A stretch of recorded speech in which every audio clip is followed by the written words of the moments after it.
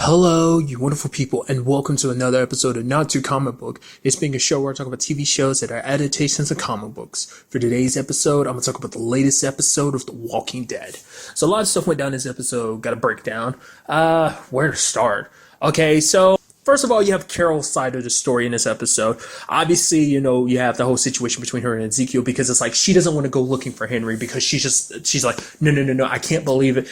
Like she wants to believe Henry's dead because it's too hard to believe that he's still alive because if she believes that he's still alive, it can all be swept away from her. It's kind of something she gets to later on in the episode. And she talks about it, and I kind of figured it'd be the same thing. It's literally the same situations when her daughter went missing. She believes, she's like, no, she's out there. She's okay. I know she is. And when they found her, she was turned and, it shattered her world, and she didn't want to go through that again because a lot of times believing is so much harder than, because like the dude she was with, like that, they had that thing last episode when she talked to him and like she had to be the one to put him down. Like they found their way back to each other, but it was a situation of like things being what they are. Like now he's gone, and it's just like she doesn't want to lose anything else, so she didn't want to believe. But even when she tried not to say, even though she said she didn't believe, there was still part of her every step of the way that was like, oh, Henry, that's his stick. Maybe he's still alive. And in contrast, you have Morgan, and now I finally understand Morgan's situation a little bit more. For him, obviously, when he looks at people, like for him, all he sees is death.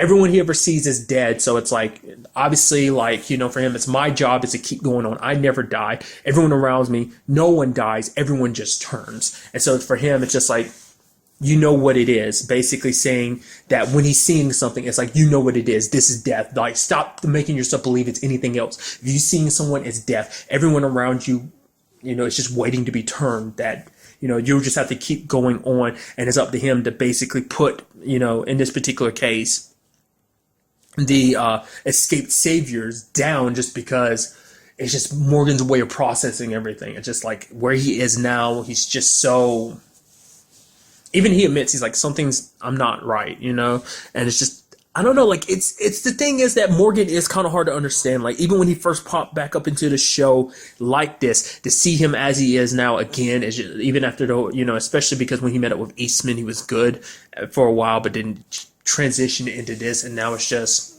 you were supposed to, I guess it's supposed to represent like, because for him, he sees this coming. He's like, even when he looked at Henry, he's like, he knew things were going to play out the way they did with Henry. He knew something was going to go down. And it's like, you were supposed to prepare for it. You were supposed to take action, but you didn't. And I guess that's kind of like his subconsciousness is kind of eating at him that way. His guilt for not handling things better. He's like, I tried to do this, but I should have done that kind of thing. It's just regret kind of eating away. At least that's how I'm interpreting. Like I said, it's a little like I feel like it's a little complicated. Maybe I'm looking at it the wrong way than another way that it was intended to be looked at. But obviously this happens at the same time. Like he ends up running into Rick, who Rick wants to kill those savior dudes as well, which honestly that situation did not go down the way I was hoping. Like I had a feeling in the back of my head, I was like, Rick is still going to kill them anyway. But I was like, I'm hoping on everything that Rick does. And obviously the dude, I think his name is Jarrett, the one that was kind of leading the group, was kind of like, hey, let's leave our wounded behind. I can only assume they're the people who were bitten along the way, and so they were trying to amputate their limbs so that the infection wouldn't spread too far. Basically what they did with the group did to Herschel back in the day. So, you had Rick making that empty promise. He's like, you have my word.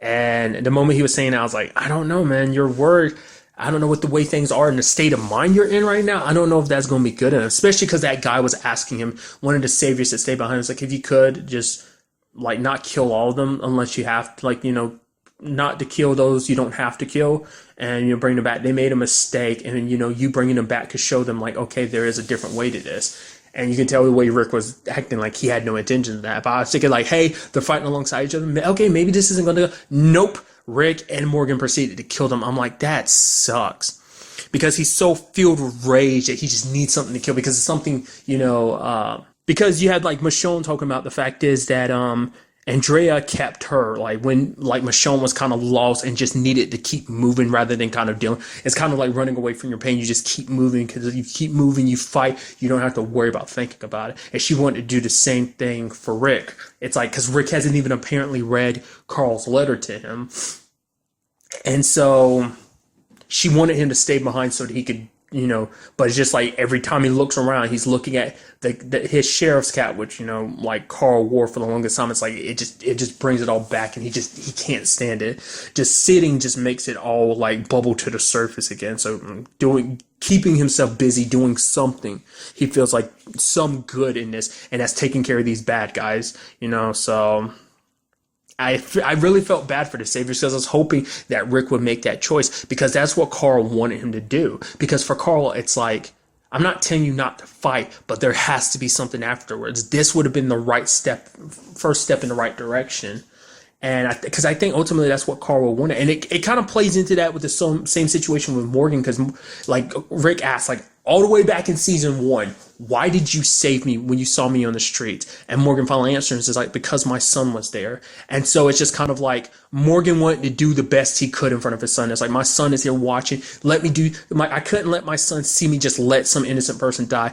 I'm going to let my son see me do a good thing, the right thing. And it's just the same thing with Rick. Rick always wanted to set the best example for Carl, because he didn't want Carl to kind of go down the wrong path. But when you see him looking in reflection, he probably sees everything he told Carl he didn't want Carl to be.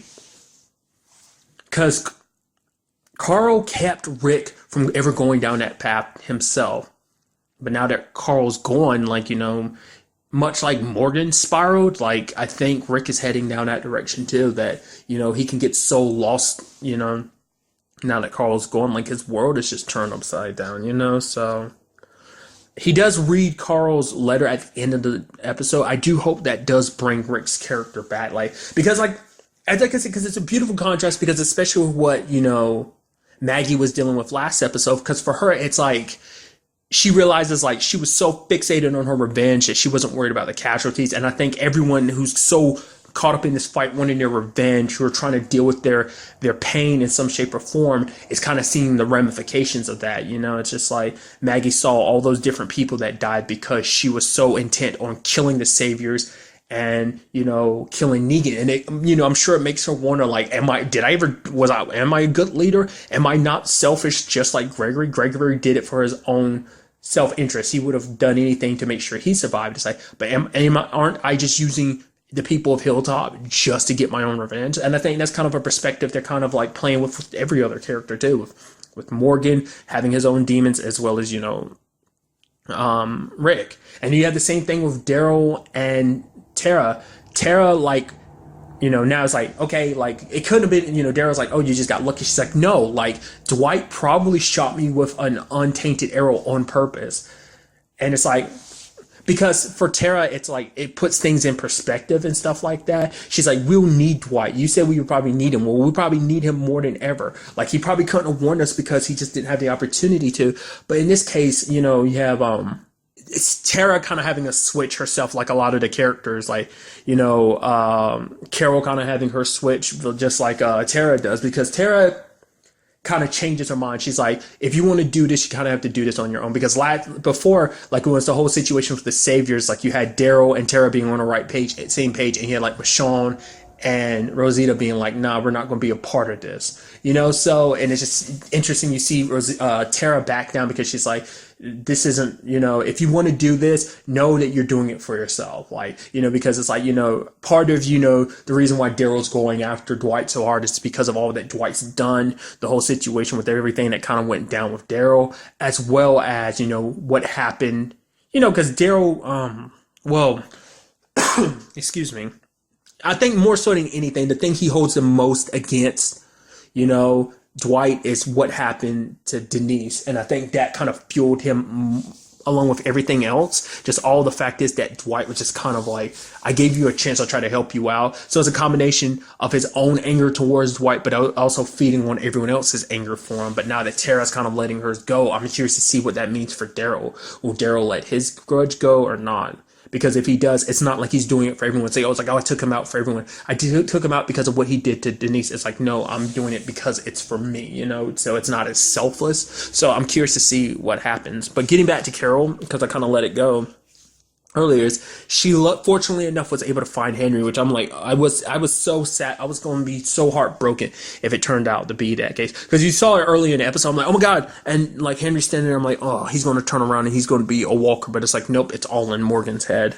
like I said, you have Carol, like I said, bringing up earlier, like feeling like everything's kind of going to be swept away. She talks to Ezekiel about it. But now it's a situation of basically like, you can't just presume the worst. The fact of the matter is things could go bad, but things could also go good too. So why not believe, Like, things could be swept away, but it's basically like, why not live your life trying to make sure that it doesn't, Because she was saying, like, after she lost her daughter, she found herself surrounded by a group of people who made her find a better version of herself, and she just didn't want to kind of have everything swept away again. So, but I think we'll see a little bit of different Carol going forward with this too, because being able to save Henry, it kind of put a little more hope back into her, like whereas a lot of this kind of feel like breaks a lot of people's hopes.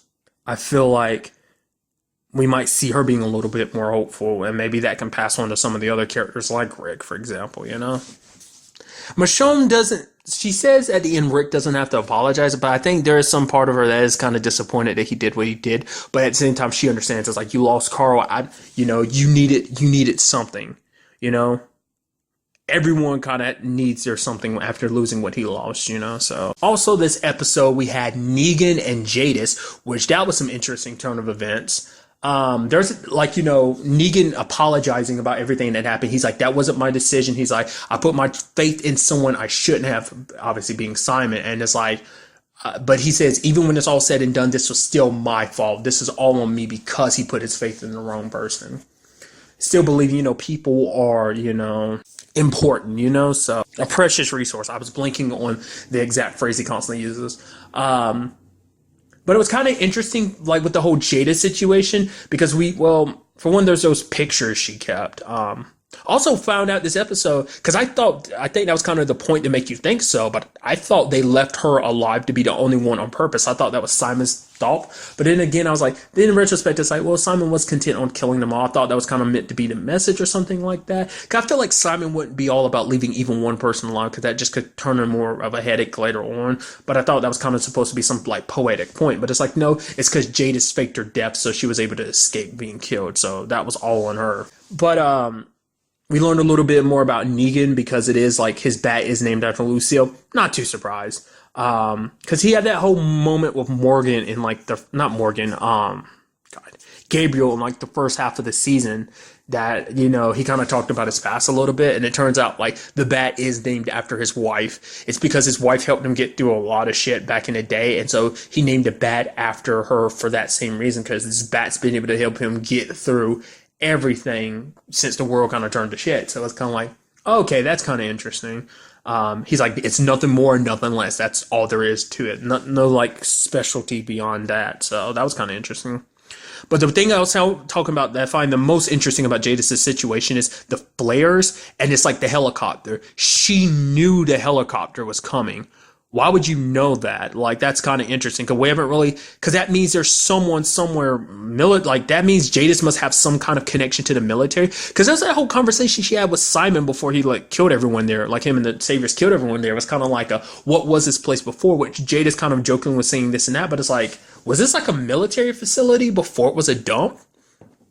Because that is the question. Because we haven't really brought in the whole military aspect since, like, Abraham, Rosita, and Eugene about like the whole getting to Washington thing. Well, maybe there is maybe obviously Eugene was fibbing, at the time, but maybe there is something more to that. Like maybe this whole Jada situation is about that there is like some military group, like either her and her people were connected to it, because they were talking about making this their own world. So maybe there are people that felt like they were forgotten about. Maybe it's a situation of like, they must stop by every once in a while for her to go at this point in time. So they must check in every once in a while, but maybe they land or something. I don't know. Like maybe all her people were once like that part of like scientists and people from a special facility, or maybe some like, if you ever seen the show Eureka, maybe it's something like that, like a pseudo town place for scientists together and stuff like that. Maybe they have government relations. Maybe she's related to a general or something like, I don't know. It's hard to say, because even Negan's like, what the hell is that? And she never really gives him an answer. So that's all I can assume. So Jadis might be a lot more important than we kind of thought. We thought her just, she just seemed like, oh yeah, she's like that junk lady that talks weird, but it was like, there might be more to her. Because she even talks about the fact is because she lost everything, she lost herself. Because the version of her we saw was kind of the her she was like in this new world she was trying to build. But it's like now I'm guessing she's slipping back into who she was before it all happened. Like, because I guess, quote, like in her mind, it might be kind of a situation of daydreaming and playtime is over. I have to go back. Like the world and dreams I had are just all crashing down and are all gone. So I don't know. I'm sure that eats away at her even more because you see her crying multiple times in this episode. But I think that's like what ended up breaking her even more is because while her people were dying, she was faking her death because she was scared. She built up this persona like she was the tough leader that, she was weird, but like a tough leader. But I think that persona got cracked when everything else around her, like I said, fell apart. So you do see her letting Negan go. So that's interesting, which Negan's like, oh yeah, like, you can always come with me. There's another path. He's like, maybe I'll swing by later on and make you make your decision, which I'm like, okay. I'm curious to see which way will Jada swing. Cause obviously she's not going to work with like Hilltop or Alexandria just because of everything, Rick being the way he is. Like I said, it's just one of those situations. It kind of plays into what Tara was talking about too, because I completely forgot to talk about that too. It's like Tara was talking about there being a domino effect. It's like if she had killed Dwight when she wanted to, Dwight wouldn't be here to make sure that she survived. Because in this particular situation, it's interesting the domino effects, because she's been thinking about that since like last episode. Like it's because like if she had killed Dwight, he wouldn't have been able to shoot her with the arrow, and it would have been Simon who hit her, and she would have like be turned and killed like everyone else. In this particular case with like Rick, it's like you don't know what Jadis could have brought to the table. Like knowing what we now know, it's like she could have brought something important to the table, and that something important to the table could be taken to Negan, because Negan did say that he swears on his balls, on his sack, his exact words, that he will settle this, meaning the whole thing with Simon. But we did see at the end he did pick someone up. I can only assume it's the lady who knows that Dwight betrayed them. I just know it. And then there's a whole situation of him showing up and he's like, yeah, don't let anyone know that I'm back. I got a whole bunch of surprises. So things are going to get crazy for Dwight. I'm curious. I can only assume she told Negan while they were there. So it's not only about surprising Simon, it's about surprising Dwight. So things might get ugly there. But at the same time, we also have Rosita and Daryl aiming for the ammunition that they're trying to make. And it's like, well, rather than destroying the facility and machines, we're going to have to kill Eugene, which is kind of what Rosita suggests, which I'm curious to see, are they really going to go down for that? Like, yes, they were friends at one point in time, but they've given Eugene so many opportunities. He had proven himself in the past, but he did this. And maybe in their eyes, it's like, he's too much of a dangerous element, because it's like, yeah, the Saviors are low on ammunition is why they're using weapons the way they are. And it's like, if we remove that from the equation, this fight might go a little more favorably in, Hilltop, Alexandria / the Kingdom's way, So also, final note, I meant to also bring this up earlier. The whole situation with Morgan, when he comes back and sees that Henry's alive, he's like, I did it. I killed them all. And he's like, which Henry was kind of like, I'm sorry. And Morgan was like, no, you don't have to be sorry. Like, I think because looking at Henry makes of himself think of like, I showed myself like that, covered in blood, that I kill these people in his name and for his honor, and like for his brother. Like I kill all these people in your memories of your brother, but I'm doing it in front of like you being around probably would have, kept Morgan from actually doing that. So it's kind of the opposite of like the whole situation with his son and Rick. It's like, because his son was there, he saved Rick, but because Henry wasn't there, he killed these people. And now he sees like, oh, like when he sees Henry looking at him, it's Henry saying sorry. It's like, it's my fault you went off like that and killed all those people. You wouldn't even been in that situation, forced to be in that situation, if I hadn't gotten so caught up in my own revenge. And you see like Morgan breaking down later on about it. So there's a lot there to kind of like I said, in itself, like all of this episode, there's so much to kind of look at from a different perspective and try to understand the characters and kind of break down. I just find fascinating. So I'm very curious to see what goes down in the next episode, especially with Negan's return. That's what I was looking forward to. Probably like one of the most things I'm looking forward to the most. It's like seeing him put Simon. I'm curious to see how that whole Simon thing is going to play out when he kind of shows up, and like how long is he going to keep quiet about his own, like, surprises that he's got headed towards, everyone. Like I said, it's definitely got to be Simon and Dwight. Like, it's got to be the lady that escaped during like the first half of this season, who found out that Dwight was a traitor. Like, she was wounded. I figure she'd pop up sooner or later. So ultimately, we'll see how everything kind of plays out in the next episode. And also, maybe we'll also get to find out what Carl said exactly in his letter, because we don't even know what he said in Michonne's letter either, because Michonne was like, do you want to read it? I guess, for one, it's obviously Rick was in pain, but I wonder will Rick even want to anyway, because it's like, no, Carl wrote those words for you. I mean, to be fair, he read Negan's note to Negan, so, I mean, to be fair, he paraphrased it, so, I mean, I'd assume it's exactly what was said anyway, but nevertheless. I don't know, hopefully we'll get the answers in the next episode about all of that. But really, that's all I want to talk about. Until the next time we meet, be happy, be safe, live life to the fullest, and enjoy it. Good day and goodbye.